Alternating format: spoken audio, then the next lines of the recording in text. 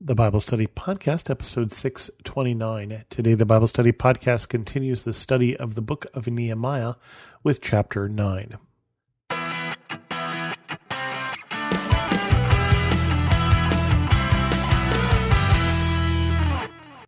Welcome to the Bible Study Podcast. I'm your host, Chris Christensen. We still have a little ways to go here in Nehemiah, although I'll tell you right away that we're going to take a week off next week because I'm going to do a special episode because I'm preaching at my church this Sunday, the Sunday after this comes out, which would be October 20th. I'll be preaching at Bethel Lutheran Church in Cupertino.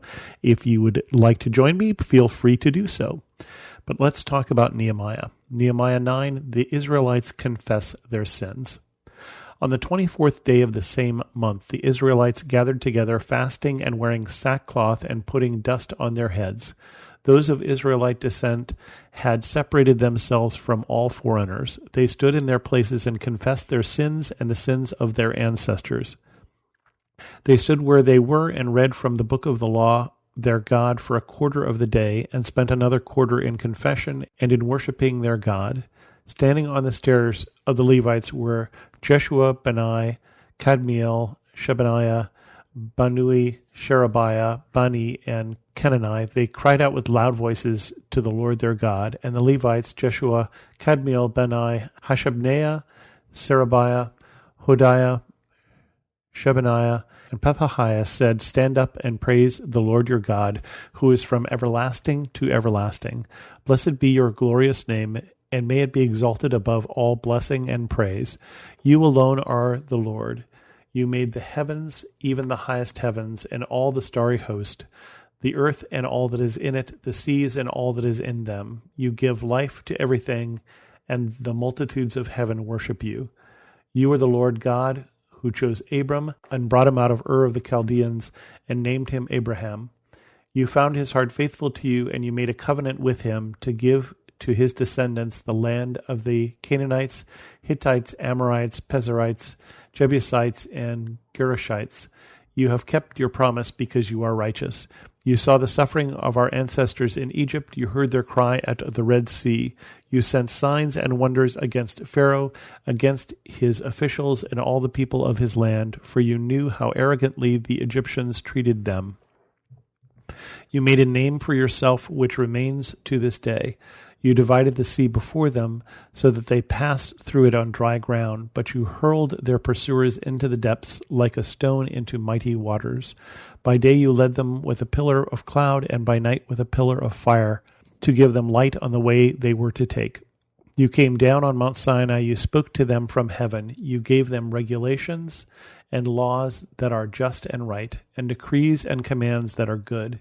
You made known to them your holy Sabbath and gave them commands, decrees, and laws through your servant Moses. In their hunger you gave them bread from heaven, and in their thirst you brought them water from the rock. You told them to go in and take possession of the land you had sworn with uplifted hands to give them. But they, our ancestors, became arrogant and stiff-necked, and they did not obey your commands. They refused to listen and failed to remember the miracles you performed among them. They became stiff-necked in their rebellion, appointed a leader in order to return to their slavery.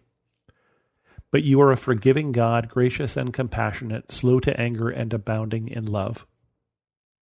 Therefore you did not desert them, even when they cast for themselves an image of a calf and said, "This is your God who brought you up out of Egypt," or when they committed awful blasphemies. Because of your great compassion, you did not abandon them in the wilderness. By day the pillar of cloud did not fail to guide them on their path, nor the pillar of fire by night to shine on the way they were to take. You gave your good spirit to instruct them. You did not withhold your manna from their mouths, and you gave them water for their thirst. For 40 years you sustained them in the wilderness. They lacked nothing. Their clothes did not wear out, nor did their feet become swollen. You gave them kingdoms and nations, allotting to them even the remotest frontiers. They took over the country of Sihon, king of Heshbon, and the country of Og, king of Bashan. You made their children as numerous as the stars in the sky, and you brought them into the land that you told their parents to enter and possess. Their children went in and took possession of the land. You subdued before them the Canaanites who lived in the land. You gave the Canaanites into their hands along with their kings and the people of the land, to deal with them as they pleased. They captured fortified cities and fertile land. They took possession of houses filled with all kinds of goods, wells already dug, vineyards, olive groves, and fruit trees in abundance. They ate to the full and were well nourished. They reveled in your great goodness. But they were disobedient and rebelled against you. They turned their backs on your law. They killed your prophets who had warned them in order to turn them back to you. They committed awful blasphemies. So you delivered them into the hands of their enemies who oppressed them. But when they were oppressed, they cried out to you. From heaven you heard them, and in your great compassion you gave them deliverers who rescued them from the hand of their enemies. But as soon as they were at rest, they did again what was evil in your sight. Then you abandoned them to the hand of their enemies so that they ruled over them. And when they cried out to you again, you heard from heaven, and in your compassion you delivered them time after time.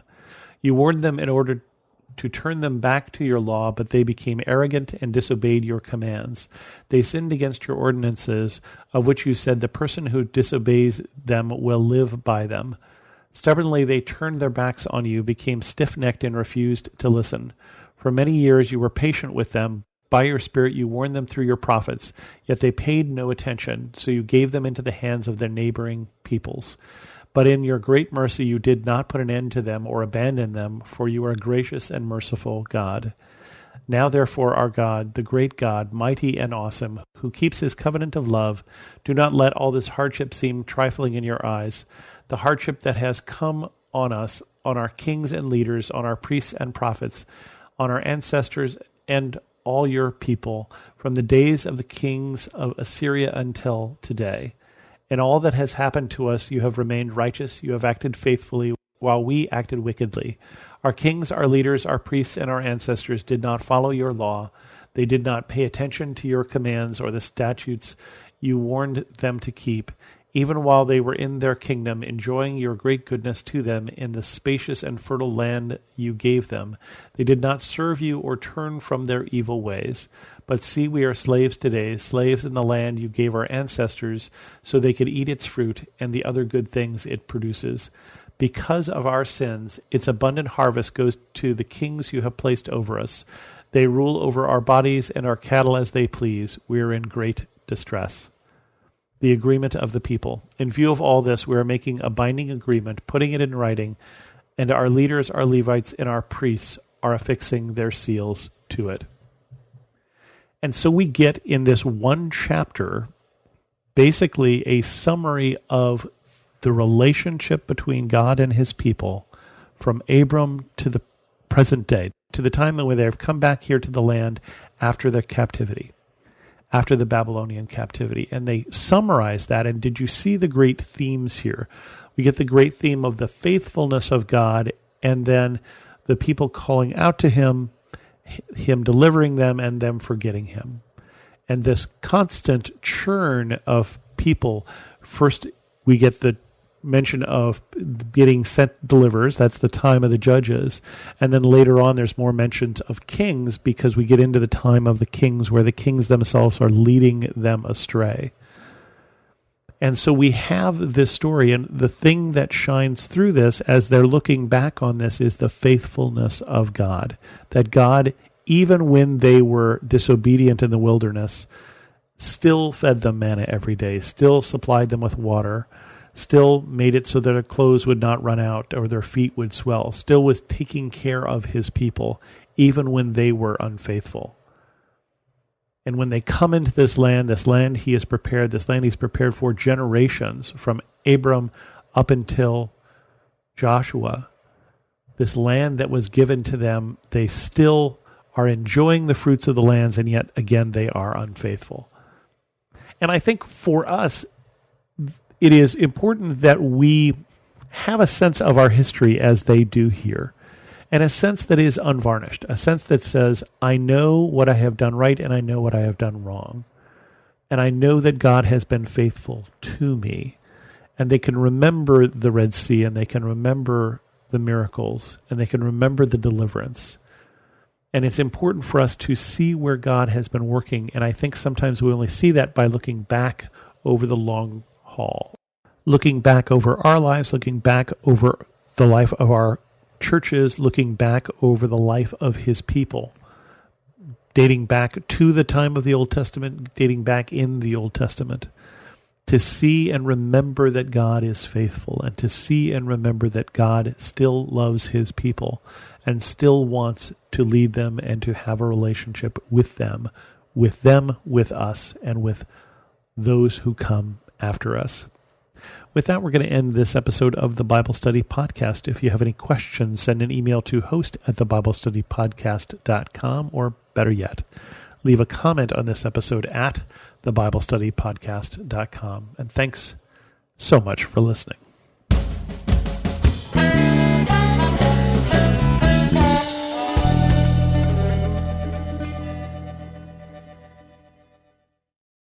Feeling stressed? Let's take better care of you. I'm Bonnie Gray, the host of Breathe, the Stress Less podcast. Subscribe at lifeaudio.com.